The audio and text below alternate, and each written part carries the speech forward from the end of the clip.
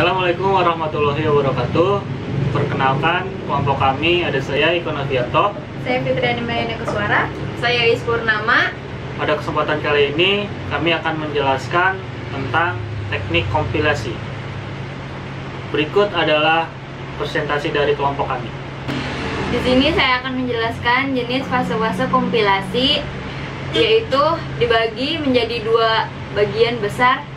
Yang pertama, tahapan analisis terdiri dari 3 bagian utama, yakni A. Proses analisis leksikal, B. Proses analisis sintaksis, yang C. Proses analisis semantik.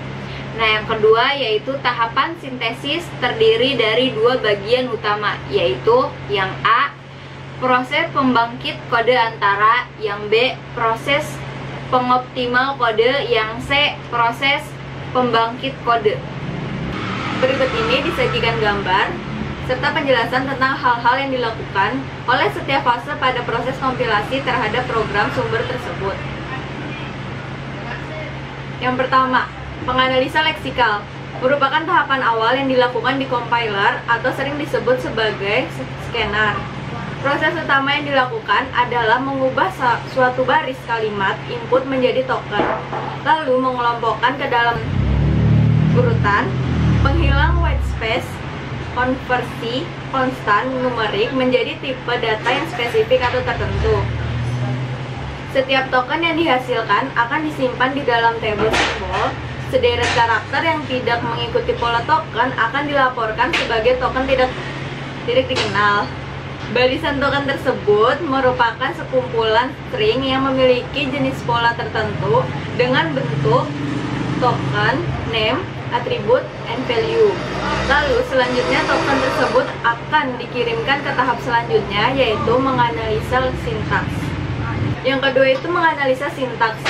Menganalisa sintaks biasanya disebut juga analisis parser, karena proses yang dilakukan dalam tahapan ini adalah hasil dari analisis leksikal atau token. Akan disusun serta dikelompokkan dalam suatu struktur tertentu yang memiliki definisi secara spesifik.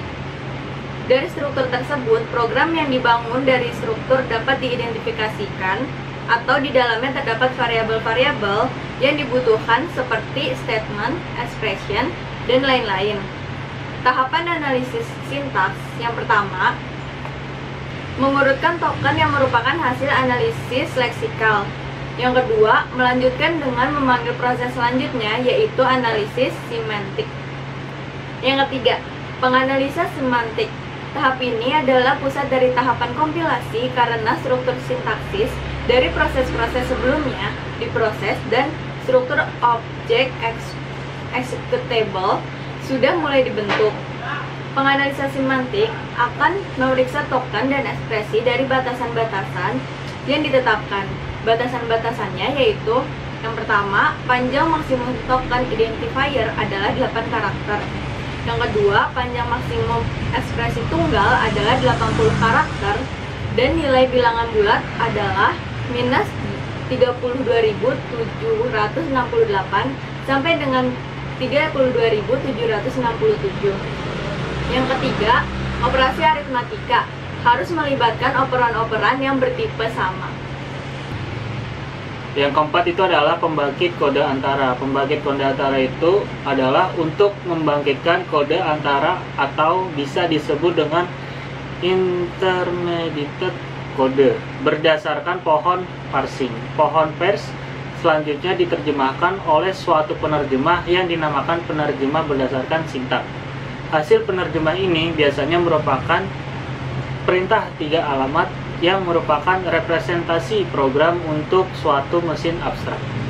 Yang kelima yaitu adalah pengoptimal kode, di mana akan melakukan optimasi atau penghematan space dan waktu komputasi. Jika mungkin terdapat intermediate kode, dilakukan juga pendeteksian atau suatu ekspresi yang sering terjadi, sehingga pengulangan tidak perlu dilakukan atau tidak perlu terjadi dan lain sebagainya. Yang keenam yaitu adalah pembangkit kode. Untuk membangkitkan kode dalam bahasa target tertentu, misalnya dalam bahasa mesin. Berikut adalah mencoba mini compiler dari kelompok kami. Di sini saya mencoba untuk inputan kode program, yaitu program PHP.